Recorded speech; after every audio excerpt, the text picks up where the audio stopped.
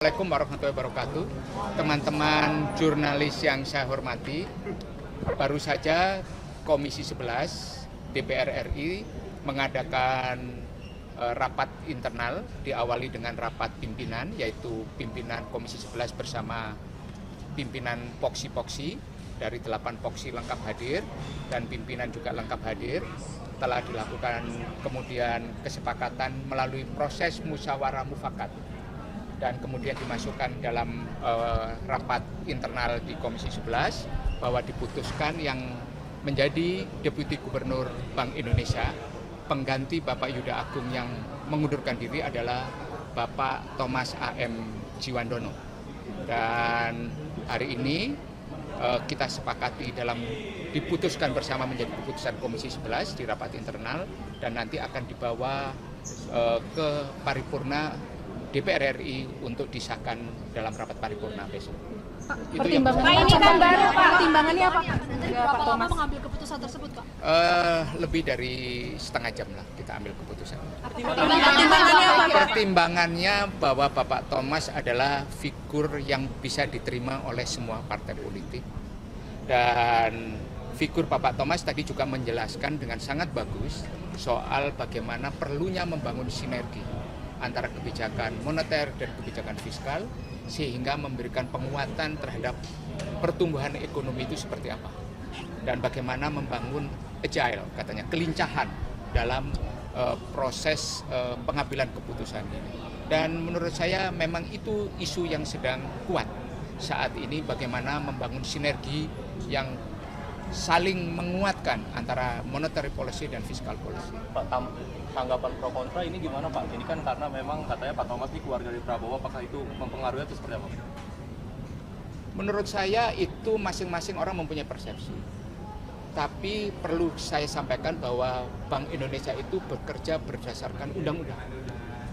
Di dalam undang-undang itu ada kolektif kolegial. Ada gubernur sebagai Gubernur Bank Indonesia dalam sebuah Dewan Gubernur Bank Indonesia, kemudian ada Deputi Gubernur Senior dan ada Deputi Gubernur. Jadi tidak bisa dikatakan kemudian masing-masing itu berdiri sendiri-sendiri. Ada kolektif bahwa fakta Pak Thomas keponakan itu ya, tapi dia tadi sangat profesional menjelaskan tentang bagaimana kebijakan-kebijakan itu diambil dalam sebuah proses, sehingga kalau menurut saya isu itu bisa dikesampingkan bahwa ada profesionalisme. Bahkan di closing statement beliau menyampaikan tentang profesionalisme itu menjadi salah satu hal yang kuat yang ingin beliau jaga.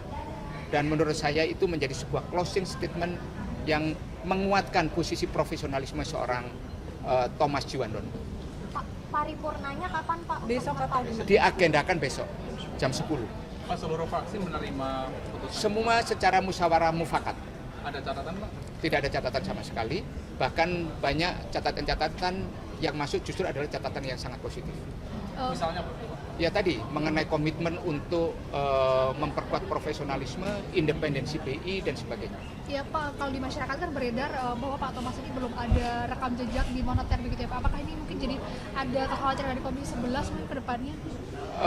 Jabatan Deputi Gubernur Bank Indonesia itu adalah jabatan kolektif kolegial di dalam sebuah forum Dewan Gubernur. Jadi menurut saya pengalaman di monetary policy itu bisa diperkuat ketika Pak Thomas itu mempunyai pengalaman di fiscal policy. Jadi saling melengkapi. Dan itu kan bisa berjalan dalam proses selanjutnya. Oke. Begitu ya. Terakhir Pak, apa yang perlu difokuskan BI setelah terpilihnya deputi baru ini Pak? Ya silakan rapat, kemudian fokuskan bagaimana program-program BI itu bisa tercapai, rupiahnya menguat dan sebagainya. Dan alhamdulillah hari ini rupiah menguat ke 16.700 pada saat kita memutuskan Pak Thomas terpilih sebagai Deputi Gubernur Bank Indonesia. Berarti gara-gara Pak Thomas ya Pak, rupiah jadi bagus. Alhamdulillah. Yang bilang kalian ya. Terima kasih. Stay updated. Info terkini masih banyak.